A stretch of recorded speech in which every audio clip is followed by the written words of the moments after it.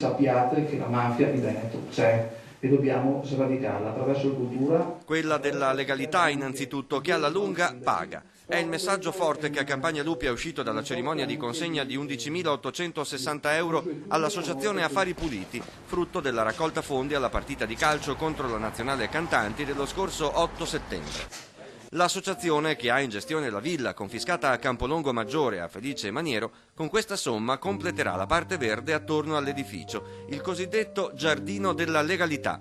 A primavera però Affari Puliti punterà a un altro obiettivo culturale. Uno spazio che verrà dedicato ai giovani artisti e un auditorium all'aperto chiaramente, ma ci impegnerà ancora e su questo percorso sarà giocoforza a trovare dei partner. Alla cerimonia di consegna dell'assegno c'erano i sindaci di Campolongo Maggiore, Alessandro Campalto, e quello di Campagna Lupia, Fabio Livieri, che ha sottolineato come il territorio della Riviera abbia saputo reagire alla mafia di Maniero.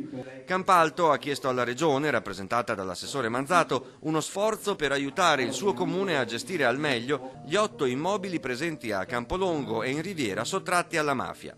Mafia che in Veneto resiste. Credo che una regione che produce ricchezza sia sempre nell'occhio del ciclone rispetto alla voglia di intervenire della mafia, del Cosa Nostra, dell''ndrangheta, di tutte quelle mafie che vogliono mettere le mani dove c'è produzione.